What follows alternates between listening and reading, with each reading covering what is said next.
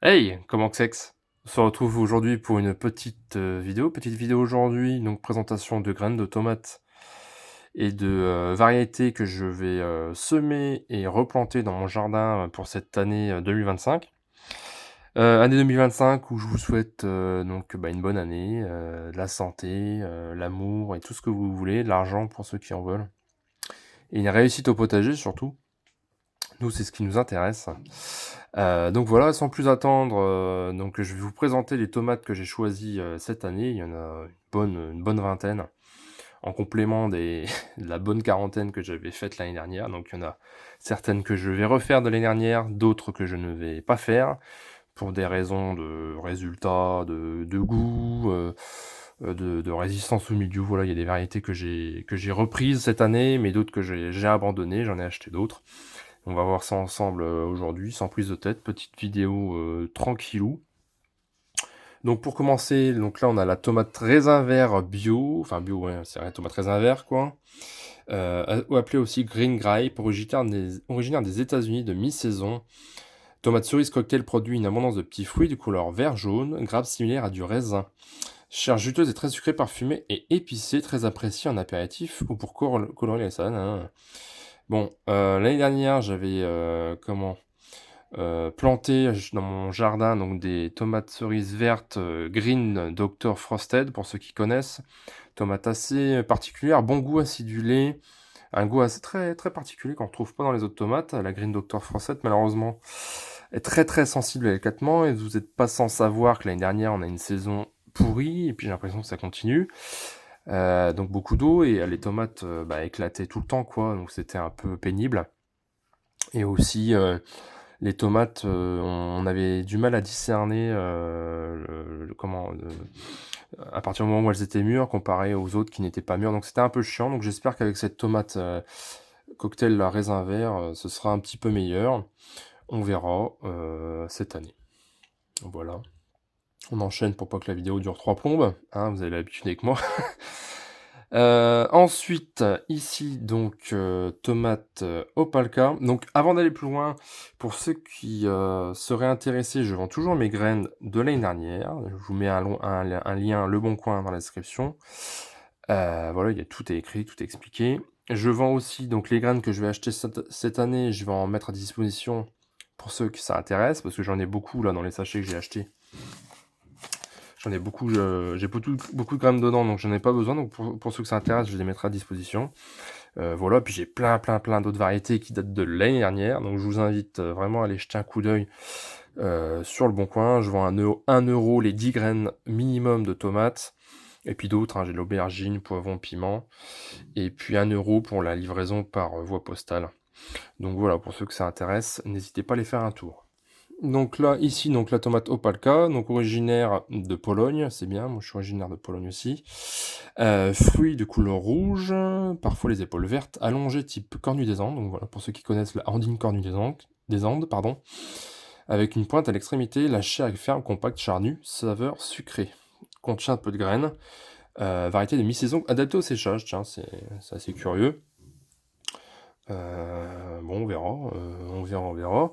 Donc oui, pourquoi j'ai pris cette tomate-là? Parce que moi, là, chez moi, la Andine cornue des Andes, c'est une très bonne tomate. Le problème qui se passe, c'est que moi, je suis dans le Grand Est, et j'ai du mal à la faire mûrir, cette tomate. Soit elle tombe malade avant, donc la récolte est à moitié foutue. C'est ça, en fait. Moi, je suis dans le Grand Est, et j'ai du mal à faire mûrir les tomates tardives, surtout avec des saisons pourries comme l'année dernière. Il y a 2 ans, ça allait, j'ai réussi à en avoir beaucoup. Il y a 2 ans, en 2023, c'était une assez belle saison, et j'avais eu pas mal de tomates, surtout les tardives, les ananas, andine cornue, etc. Ça avait été une réussite. Et cette année, c'était une catastrophe, hein, on a un temps pourri, et j'ai l'impression que ça continue. J'espère vraiment que ça va se remettre. Ensuite, donc ça c'était la tomate Opalka. Après, tomate Russian 117 type cœur de bœuf. Donc c'est une tomate cœur de bœuf originaire des États-Unis. Les gros fruits de 150 à 300 grammes sont condiformes et de couleur jaune, avec des traces orangées légèrement vert aux épaules. Et la chair ressemble à l'intérieur à une tomate ananas. Consistante savoureuse, équilibrée, contient peu de graines, variété de mi-saison. Donc voilà, c'est encore une variété de mi-saison. C'est quelque chose, qui va être redondant sur les variétés de tomates là que je vais vous présenter. Comme je suis dans le Grand Est, ça va être des variétés surtout, comment dirais-je, précoces et de saison ou de mi-saison. Rarement des tardives, hein, comme expliqué, parce que les tardives, j'ai du mal à les faire, à les avoir, belles, quoi. Donc voilà, ça c'est la tomate russienne 117. Elle est magnifique, vraiment belle. Ensuite, on enchaîne. Tomate orange queen, donc une variété assez connue entre guillemets, qui revient souvent sur internet, comme quoi c'est une bonne tomate, donc j'ai envie de tester. Originaire des USA, précoce, toujours, fruit de couleur orange vif, très légèrement aplati, entre 120 et 180 grammes, douce, et beau orange lumineux, la chair est dense et juteuse, variété de mi-saison, croissance semi-indéterminée. Et donc moi ça m'intéresse les variétés semi-indéterminées ou déterminées. Je rappelle, c'est-à-dire c'est des pieds qui montent pas au-delà de, allez, 1,50 m de haut, 2 mètres maximum, contrairement aux pieds aux porcs indéterminés qui montent et qui poussent tant qu'ils peuvent. Parce que moi, dans ma petite serre qui est assez basse, j'ai pas une grande garde au plafond, si je puis dire. Et donc moi, dans ma serre, je mets que des pieds semi-indéterminés maximum. Parce que sinon, ma serre est trop petite et ça tient pas, quoi. Donc moi, ça m'intéresse, ces pieds-là. Donc ça, c'était la Orange Queen, sympa. Et généralement, j'aime bien les tomates oranges, un équilibre entre le sucre et l'acidité, moi j'aime bien. Ici, nous avons la tomate Harvard Square, donc variété qui sera une lignée descendante de Copia. Je sais pas. Fruits ronds de 200 à 300 grammes, légèrement aplati, à la robe rouge, framboise, strié vert. Chair, cœur de bœuf charnu, très juteuse, à excellente saveur. Nous l'avions présenté, nanani nanana. Bah écoutez, il n'y a qu'une photo là. Bon. Ah non, il y en a là. Ça ressemble à une chocolate stripe ou une Cherokee un peu. Ah, d'ailleurs, la Cherokee et chocolate stripe, elles ont vraiment pas du tout marché. C'est des tomates exactement de cette couleur-là et elles ont pas du tout marché l'année dernière au jardin. Donc j'ai abandonné ces deux variétés-là et j'en essaie une autre. Voilà. Et donc ça, pour le petit clin d'œil, c'est une variété, j'allais oublier, qui m'a été offerte gracieusement par un abonné et quelqu'un qui m'a acheté des graines en ma propre sur Reims. Il m'a offert celle-ci, la Turban turque. Donc je vais essayer bien sûr cette année au jardin, voir ce que ça donne. Je te remercie à toi. Je sais plus comment tu t'appelles, tu m'excuseras. Voilà, donc ça c'était la Harvard Square. Je crois que c'était Nicolas ou Thomas, je sais plus. Bon, clin d'œil à toi, merci. Donc ça c'est la Turban turque. Donc là je sais pas si c'est Carlotte, je sais pas si c'est la bonne, hein, parce que quand je tape Turban turque, il me propose celle-ci, il me propose une tomate un peu plus type cocktail. Donc je sais pas, mais je pense que c'est celle-ci qui m'a donné l'abonné. Origine russe, donc c'est bizarre, hein, elle s'appelle Turban turque, mais elle est d'origine russe. Va t'en dire. Fruits rouges de 40 à 60 grammes, donc c'est pas gros, hein, effectivement c'est pas très gros. C'est une grosse tomate cerise, quoi. Grosse tomate cerise, quoi. Variété très ancienne, rare, originaire de Prusse orientale, aujourd'hui en Russie. Nanana, blablabla, blablabla. Bon, à voir. On verra. Ok, suivante. Je vais essayer d'accélérer le rythme, sinon on va jamais s'en sortir. Mais vous avez l'habitude avec moi des vidéos assez longues. Ça vous change pas d'habitude. Donc là, nous avons cette fois-ci, donc c'est plus des tomates que j'avais achetées à la boîte à graines. Ce sont des tomates que j'ai achetées à Olivier de la chaîne Potager sur sol vivant, pour ceux qui connaissent sur YouTube. Très, très belle personne, quelqu'un que j'apprécie, Olivier. Donc c'est pas Olivier du potager d'Olivier, hein, c'est un autre Olivier, donc de Potager sur sol vivant, que je vous recommande d'aller checker. Et donc je lui ai acheté pas mal de graines, hein. J'ai dû acheter 8 variétés différentes, je crois, je sais plus exactement, mais on va voir.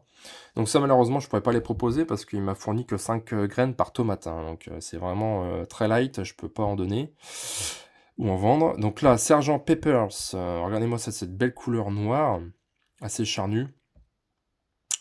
Comment elle est belle, un beau petit cœur, on dirait un petit cœur de pigeon là. Donne-moi ça. C'est pas beau ça. Donc croisement OUS UP20 et German Red Strawberry, mère, créé et développé par Jason Ian et Blaine Horton. Ok. 150 grammes environ, calibre moyen, mi-saison, indéterminé. Voilà. Origine USA. Sergent Peppers. Ensuite, la variété Belinda, donc une variété française, non, québécoise, excusez-moi. Michel Verdon, passionné de tomates et de vin, en a fait une description comme suit. Apparue en 2011 et stabilisée dans le jardin de Michel Verdon, cette tomate québécoise nommée en l'honneur de l'amour de sa vie. Eh ben dis donc. Issue d'un croisement accidentel entre cœur de bœuf de Nice, une variété inconnue. Fruit de 300 grammes en moyenne, son feuillage est régulier mais léger, peu de graines mais beaucoup de chair, une saveur exceptionnelle de tomate ancienne. Belinda est idéale pour son sandwich, farcir, sauce et bruschetta. Nanana. Bon, écoutez, à tester. À tester, la tomate Belinda. Et donc c'est indéterminé et de mi-saison. Voilà, origine Québec. Ensuite, la tomate Zloty Ozarowski. Alors, excusez-moi pour les Polacs. Je suis moi-même d'origine polaque, hein, mais c'est vrai que... comment J'essaie de refaire la mise au point. Est-ce que je filme mon écran? Moi, je suis comme ça. Cultivar polonais créé à l'origine pour le commerce. Inscrit au site Savers Yearbooks en 2007. Fruit de 100 à 200 grammes à robe très brillante, chair ferme, juteuse et sucrée, plante vigoureuse, résistante au froid et aux maladies, très productive. Donc voilà, hein, ça revient assez souvent, hein, résistante au froid, précoce, des fruits pas trop gros, pas trop petits mais pas trop gros, parce que bah précoce, hein, donc variété précoce, indéterminée, Pologne, voilà. Je suis dans le Grand Est, je rappelle, je suis pas à Bordeaux ou à Nice. Je peux pas faire pousser des tomates tardives chez moi. Très difficilement. Ou alors c'est rare, il faut vraiment une saison type sécheresse. Il y a que ces moments-là, il y a que lors de ces moments-là que ça marche. Donc là, c'est la tomate éclat doré du désert. Cultivar très rare, de 200 à 400 grammes. Donc c'est une assez grosse tomate quand même. Orange très brillante. Donc il y a beaucoup de tomates oranges, hein. Moi j'aime bien les tomates oranges. Souvent elles sont équilibrées entre l'acidité et le sucre. J'aime pas les tomates trop acides, mais j'aime pas non plus les tomates trop neutres. Type cœur de bœuf rouge, j'aime bien, mais la saveur est assez neutre. Pas d'acidité du tout, et la Andine cornue des Andes aussi d'ailleurs. Moi j'aime bien quand il y a un peu de peps, surtout l'été, vous savez, on fait des salades, etc. Moi j'aime bien quand ça, il y a un petit peu d'acidité quand même, j'aime bien. Donc voilà, éclat doré du désert, ferme, aromatique, saveur douce avec une pointe de fruits exotiques. Eh ben voyons. Donc mi-saison et Russie. Ensuite, Roi Humbert. Donc celle-ci, je l'ai prise parce que a priori, elle est très très très résistante au mildiou. Donc c'est une petite tomate moyenne. C'est une grosse tomate cocktail, on va dire. Voilà, en pointe comme ça. Variété fixée très ancienne, déjà connue avant 1800 et originaire des USA pour les uns et d'Italie pour les autres. Bon.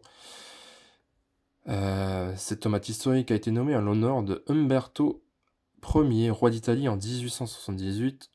Environ 50 grammes, rouge écarlate, cylindrique à ovale avec la présence d'un petit téton. Bouquet de 6 à 8 fruits. Chair pleine et épaisse contenant peu de gel. Légèrement sucrée, elle est réservée pour la réalisation de sauces et coulis. Ah, bon, écoutez, on verra ça. Production abondante dès la mi-saison jusqu'au gelé, très appréciée, bonne conservation, donc apparemment elle est très résistante au mildiou. C'est comme ça que me l'avait vendu Olivier.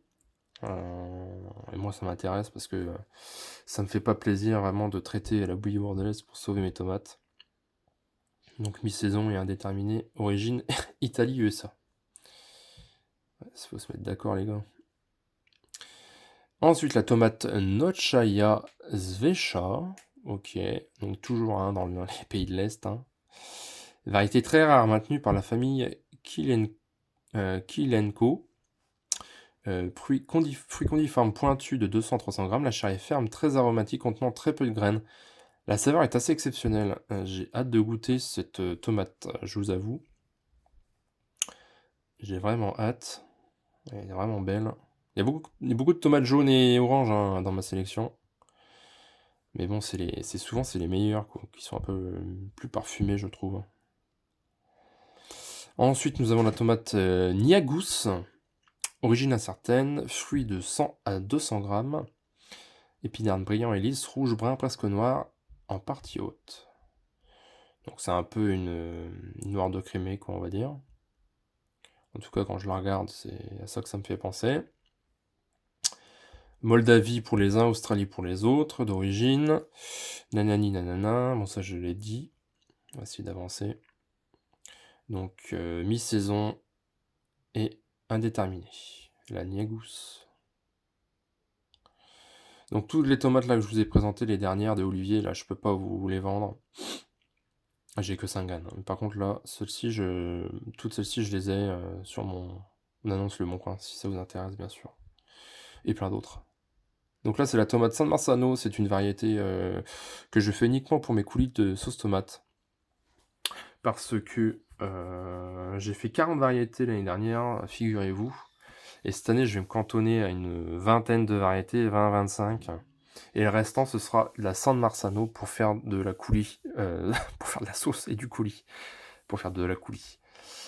Parce que les autres tomates sont pas adaptées pour faire de la sauce. Et quand j'ai fait mes beaucoup de sauce, il a fallu beaucoup faire cuire pour faire évaporer l'eau. Parce qu'elle contenait beaucoup d'eau. Bon, l'année dernière, elle a pas arrêté de pleuvoir, ça peut-être joué aussi. Hein. Et donc du coup, je vais faire aussi plusieurs pieds de San Marzano pour me faire de la sauce tomate tout simplement. Voilà, donc c'est une variété italienne de mi-saison. Donc ça ressemble exactement à la Roma au niveau de la forme. Hein. Alors, ça ressemble exactement à la Roma. Donc de mi-saison originaire d'Italie.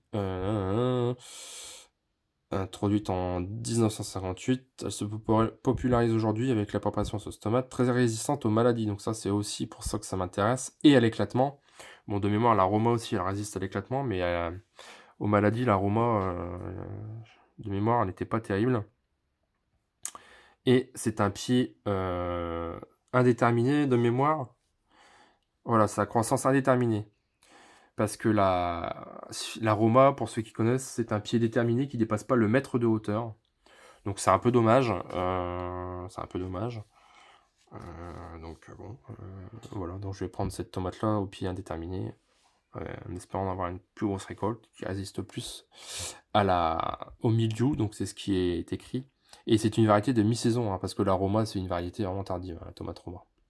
Voilà pourquoi j'ai pris la San Marzano. Ouais, j'ai beaucoup de graines de San Marzano. Pour ceux qui veulent, n'hésitez pas. Ensuite, la cœur de bœuf orange. Alors là, on arrive dans les tomates que j'ai faites l'année dernière et que je vais refaire cette année, que j'ai vraiment apprécié. C'est vraiment les tomates qui se sont démarquées, qui ont très bien marché l'année dernière, pour ceux qui ont suivi la chaîne. Et je mettrai un lien dans la description de la vidéo de bilan des tomates 3 ou 4 mois après, de l'année dernière.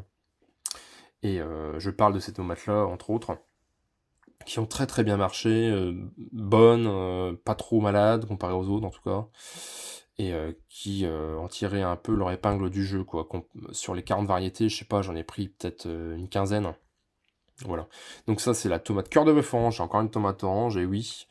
Donc elle était vraiment assez résistante au mildiou, je dois dire. Donc bon, c'est une cœur de bœuf, hein. Assez acidulée, un bon équilibre. Originaire des États-Unis, bon, on s'en fout. Indéterminé et originaire de Russie, j'ai les conneries, c'est pas des États-Unis. encore de Russie, il y a beaucoup de tomates de Russie. Hein. Voilà. Ensuite, c'est d'accélérer, on est déjà à 20 minutes. Tomate limoni, alors pareil, j'en ai fait l'année dernière. Malheureusement, le pied a été planté assez tard et resté assez rachitique, j'étais assez déçu du coup, mais j'ai réussi à manger 2 tomates de ce plan-là. Et elle était vraiment bonne, très acidulée, donc elle porte le nom Limoni, donc ça fait penser à limonade, hein, citron, etc. Et de toute façon, ils le disent sur le site, hein. Mi-saison, donc assez précoce, hein, indéterminé, environ 200 grammes. Jaune vif, légèrement côtelé, sa chair possède une délicieuse note de citron et c'est vrai qu'elle était très acidulée. Quand je l'ai mangée, c'était, enfin, ça m'est resté, quoi. J'ai vraiment envie de la refaire pour en regoûter parce que j'en ai vraiment goûté une et demie, quoi et j'ai envie de lui laisser sa chance à cette tomate-là. Ensuite, bien sûr, comment ne pas refaire la tomate rouge glacée précoce, c'est la tomate la plus précoce du jardin qu'on a mangée l'année dernière, donc je l'avais mise sous serre. On a dû commencer à en manger mi-juin, fin juin, sans mentir, pourtant on a une saison pourrie l'année dernière. Donc une variété très précoce, ils disent de moins d'un mètre. Moi, chez moi, elle a pas fait moins d'un mètre, hein, elle a fait 1,70 m. Donc bon. Mais franchement, et les tomates sont bonnes, elle est précoce, et les tomates sont... c'est pas de la cœur de bœuf orange, mais elle est douce, un petit peu sucrée, il y a un peu de chair quand même, c'est pas que de l'eau comme la tigerella par exemple, c'est une variété que je ne referai pas, la tigerella. Très productive, mais les tomates c'est de la flotte, sensible au milieu en plus. Et bref, donc la rouge glacier, c'est vraiment un incontournable. Pour les premières, ne serait-ce que pour les premières tomates du jardin que vous mangerez, ce seront celles-ci. Et j'ai plein de graines à vous vendre si vous voulez. Donc voilà, la rouge glacier. Donc c'est des fruits d'environ 60 à 90 grammes. Donc ça ressemble vraiment à la tomate grappe qu'on trouve dans le commerce. Mais bien sûr, pas le même goût, hein, bien évidemment. Donc c'est un apport déterminé. Entre 1 mètre et 1,50 m, je dirais. Voilà. Je vous conseille. Ensuite, tomate, encore une russe. Tomate russe, donc Anna russiane. Donc pareil, hein, voilà, adapté au climat frais. Bonne vigueur, feuillage fin et retombant. Donc ça fait des petits fruits comme ça, d'environ 80 grammes. Et c'est vraiment une bonne tomate goûteuse, assez charnue, qui a bien résisté au mildiou l'année dernière, et qui est restée dans les starting blocks pour cette année. Je me suis dit que je la referais, c'était sûr et certain que je la referais, quoi. Stock épuisé. Donc voilà, celle-ci je vous la recommande aussi, la Anna russienne. Beaucoup de tomates russes, hein. Tomate cerise miel du Mexique, donc là on retourne sur une tomate cerise, j'en ai montré qu'une ou deux, la roi Imbert et la raisin vert pour le moment. Donc là la miel du Mexique c'est vraiment une de mes tomates cerises favorites, assez tardive malheureusement, mais comme c'est une tomate cerise, c'est pas tardif comme une tomate classique, quoi. C'est quand même un peu plus précoce qu'une tomate classique, mais ça reste tardive, c'est la tomate cerise qui va arriver en dernier, quoi, hein, c'est ça que je veux dire. Et elle est vraiment bonne, elle éclate en bouche, pleine de jus, sucrée, pas une pointe d'acidité par contre. Pour le coup, il y a pas d'acidité du tout. Peau assez fine, heu, elle résiste un petit peu à l'éclatement. Bon, elle éclate un petit peu quand même, mais bon, l'année dernière, on avait beaucoup de flotte, mais ça va, elle résiste quand même. Bonne résistance à la sécheresse et à l'éclatement. Oui, elle résiste quand même, faut être honnête. Je vous conseille vraiment la tomate miel du Mexique. S'il fallait en garder qu'une, je pense que je garderais celle-ci. Bon, c'est assez dit compliqué, il y en a une autre qui arrive et qui est bonne aussi, mais la miel du Mexique, je vous la recommande. Cleota Yellow, donc tomate originaire des USA, du Tennessee. Donc ça, c'est une grosse tomate. Je sais plus exactement, je crois que ma plus grosse, elle a fait 6 ou 700 grammes. Je sais plus, je crois que je vous l'ai montré en vidéo l'année dernière. Il y avait une big tomate sur le plan. Et comment dirais-je, c'est une variété qui avait très bien marché, qui avait assez résisté au mildiou, je dois dire. Donc c'est pour ça que je la refais cette année. Indéterminée. Et en plus, elle est de mi-saison. C'est pas parce que les tomates sont énormes. Enfin, énorme, hein, tout est relatif, hein. Mais c'est pas parce que les tomates sont grosses que c'est une tomate tardive. Et donc franchement, bah, je vous la recommande, la Cleota Yellow. C'était une bonne tomate qui avait bien marché chez moi en tout cas. Ensuite, la Maglia Rosa. Donc la Maglia Rosa. À chaque fois je dis Maglia, c'est Maglia Rosa. Voilà. Du nom du maillot du vainqueur de Giro, cette variété assez récente a été développée par Fred Humpel, réputé pour sa saveur et ses croisements. Les parents sont Speckled, Roman et Black Cherry. Black Cherry, c'est connu, hein. C'est pas ma préférée. Moi, je préfère la Brownberry. C'est assez similaire, mais je trouve la Brownberry meilleure. D'ailleurs, on va la voir juste après, je pense. Très jolie dans les teints pastel, rose orangé. Donc, c'est une variété assez bonne. J'ai hésité à la refaire cette année. Je pense que je vais la faire quand même. Elle est assez résistante. Elle se conserve assez bien. Elle est assez dure, entre guillemets. Elle est acidulée, voilà, comparativement à la miel du Mexique qu'on a vu avant, elle est assez acidulée celle-ci. Puis elle a une belle forme, elle est sympa, elle est belle. Donc voilà, je la refais. Par contre, elle était tardive de mémoire, non, mi-saison, semi-déterminée. Voilà, je l'ai mis dans ma serre, celle-ci. Voilà. Maglia rosa. Ensuite, tomate orange, mi-saison. Donc c'est la tomate Valencia. Donc c'est une tomate que j'avais essayé de semer avec du mal. Donc c'est des graines de tomates que j'avais acheté à la ferme Saint-Marthe. J'avais, comment dirais-je, semé pendant... J'avais semé 3-4 graines, même plus que ça, et ça n'avait jamais germé. Donc je vais essayer de la faire germer cette année. À mon avis, les graines que j'ai eues dans le sachet, elles sont pourries, j'en sais rien, mais ça n'a pas levé. Donc je vais essayer de la refaire cette année. Donc c'est encore une tomate jaune orangée comme ça, petit moyen calibre. Donc climat frais, bonne vigueur, produit 4 à 6 fruits d'orange vif. 250 à 300 grammes, c'est une grosse tomate quand même.